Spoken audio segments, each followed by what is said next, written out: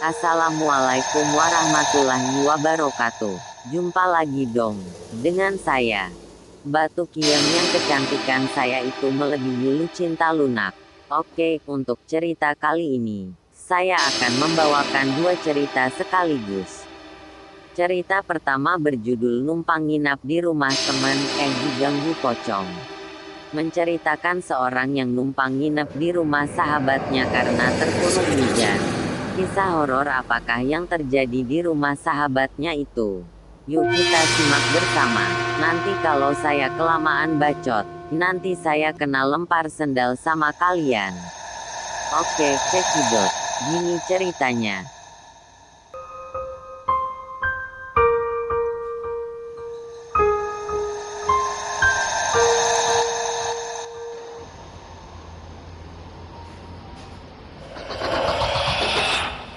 Hai, namaku Salman. Malam ini aku akan menceritakan sebuah kejadian, di mana kejadian ini membuatku bertemu dengan sosok yang sangat menakutkan. Dan terjadi beberapa bulan yang lalu. Aku tinggal di daerah Dipati Ukur, Bandung. Aku bekerja sebagai seorang keamanan, yang tak jauh dari rumah. Sudah hampir 2 tahun aku menjalani pekerjaanku itu. Awal mula kejadian ini aku alami ketika salah satu temanku, sebut saja dia Dedi, ingin juga ikut bekerja sebagai keamanan seperti aku. Dia meminta untuk ikut bekerja bersama atau karena kebetulan saat itu kantorku ini memang membutuhkan seorang gregery di parkir. Aku pun menawarkan temanku ini pada bosku dan langsung mengajaknya. Syukurlah Dendi pun diterima. Saat itu masih kuingat hari Senin, malam Selasa, di mana itu adalah hari pertama dia ini bekerja.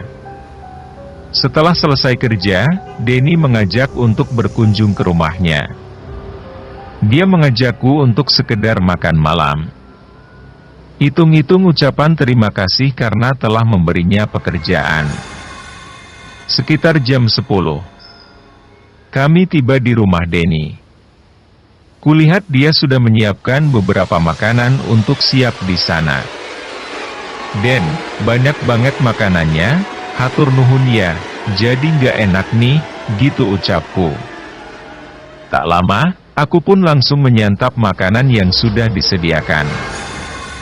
Namun ketika sedang menikmati makanan, dari luar terdengar petir dan tiba-tiba hujan turun cukup deras. Sampai beberapa menit berlalu, hujan tak kunjung reda.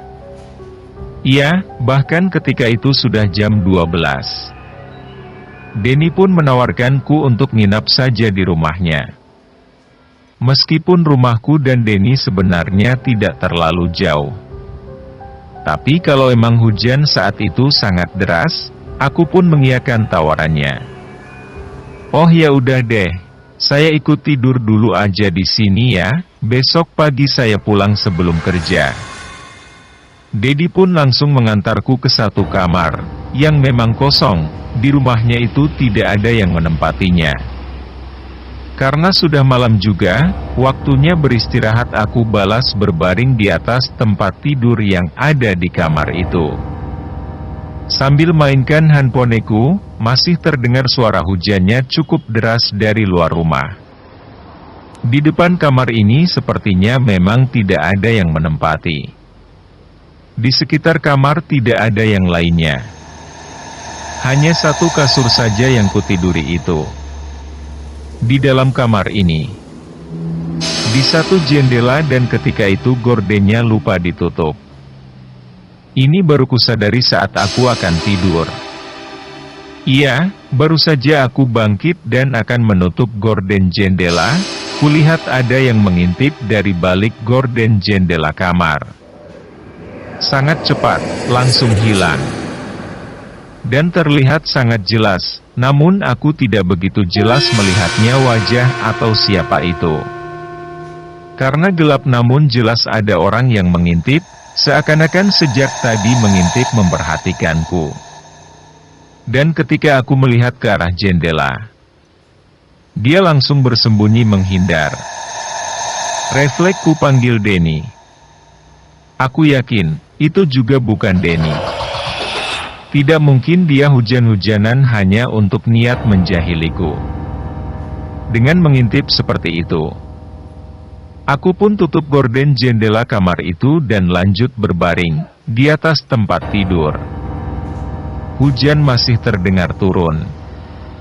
Kali ini kudengar ada suara langkah kaki di rumput yang becek berjalan mondar-mandir.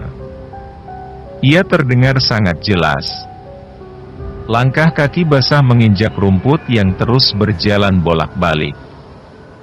Penasaran, aku pun jadi terbangun ketika melihat ke arah jendela pojok kamarku. Saat itu kumatikan dan gorden jendela itu pun tipis, sehingga bisa terlihat ada yang bolak-balik, mondar-mandir di depan jendela. Dari arah luar, aku sebenarnya tidak takut.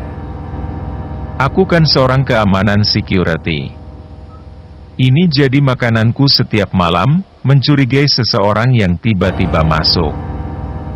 Aku langsung bangkit, bahkan gorden jendela cepat tiba-tiba saja terlihat dengan jelas menempel satu raut wajah seorang perempuan, menempel di kaca jendela, dari arah luar. Wajahnya pucat dengan mata yang putih-putih, tubuhnya basah rambutnya panjang. Selama aku melihat sosok itu, aku langsung tutup kembali. Gorden jendelanya tertutup membentuk sangat kencang sama-sama. Aku yakinkan diriku lagi dan mencoba melawannya, melawan rasa ketakutan itu. Kali ini kubuka kembali gorden jendela itu dan tidak ada apa-apa. Kosong.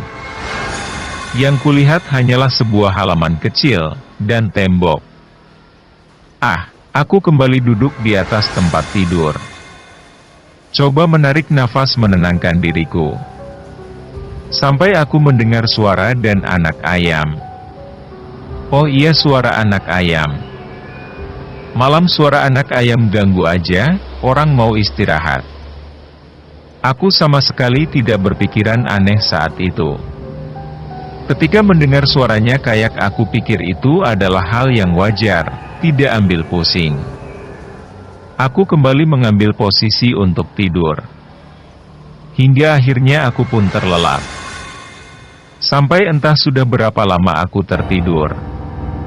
Aku kembali terbangun ketika mendengar ada yang membuka pintu kamar dalam keadaan yang cukup gelap.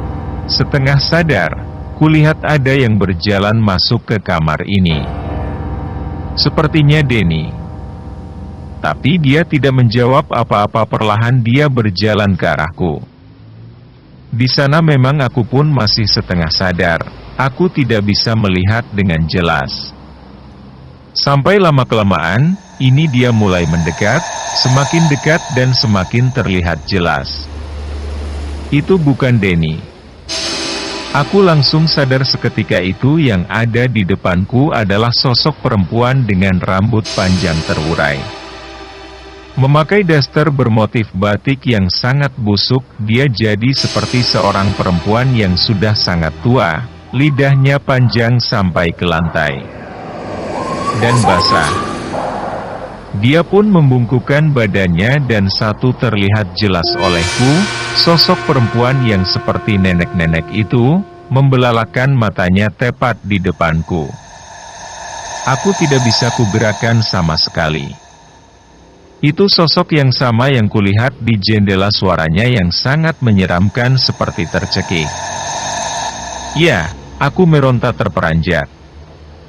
Sosok itu hilang. Keesokan paginya, saat aku bekerja aku ceritakan apa yang kualami di rumah Denny. Denny sebenarnya ia tidak merasakan hal yang aneh di rumahnya. Tapi memang di kamar itu agak sedikit berbeda. Hampir 3 tahun tidak dia mengisinya, saat itu sempat ingin dijadikan gudang atau disimpan barang-barang yang tidak diperlukan, namun sepertinya ada sesuatu yang menolak di ruangan itu. Sehingga barang pasti berjatuhan berantakan hingga akhirnya dibiarkan kosong dan hanya diisi oleh satu tempat tidur saja. Entah ada apa di sini, dan siapa nenek itu, Denny menerangkannya lebih rinci. Pokoknya ada sesuatu yang lain yang tidak ia ceritakan. Tapi apapun itu, yang pasti aku pun melakukan satu kesalahan, di mana aku tidak permisi-permisi dulu, atau bahkan berdoa sebelum tidur. Sehingga adalah aneh yang mengganggu. Meskipun itu tengah seperti mimpi buruk. Tapi percayalah, itu bukanlah mimpi, tapi nyata.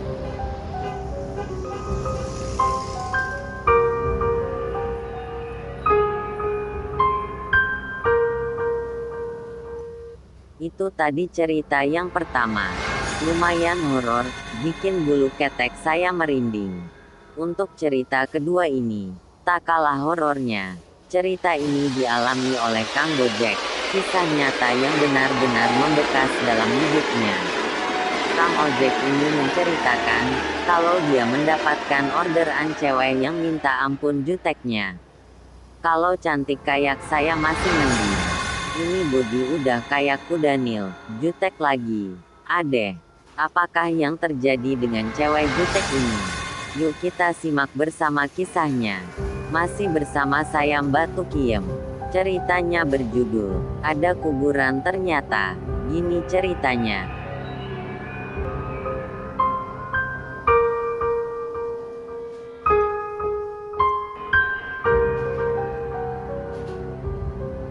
Berdasarkan kisah dan pengalaman nyata, ternyata ada kuburan. Kuarasan Gombong, Kebumen. Kini aku ingin menceritakan pengalaman nyataku saat aku mendapatkan penumpang jutek, wanita, dari lapangan Manunggal. Waktu, tanggal dan bulan ada di foto kisah ini. Begitupun titik jemput dan titik penurunan penumpang. Oke, aku lanjutkan.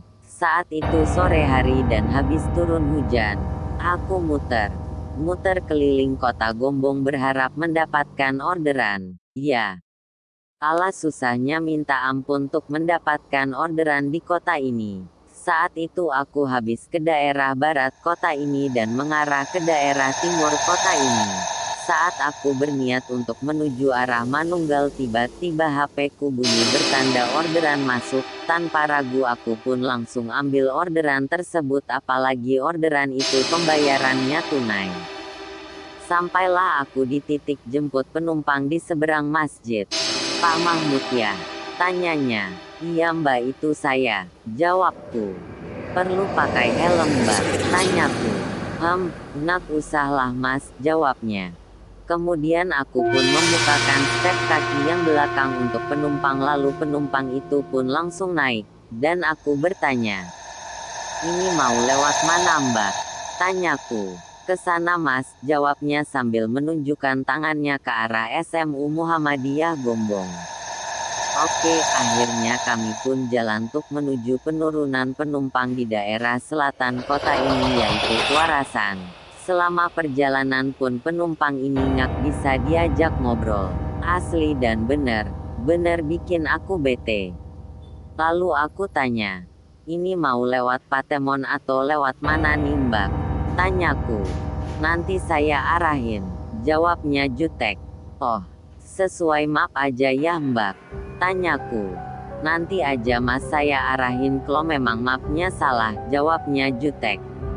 Akhirnya aku pun memakai trik untuk menghadapi orang jutek, yaitu diam bermiliar bahasa. Selama perjalanan pun kami diam, seperti suami istri yang sedang menjalani talak 3.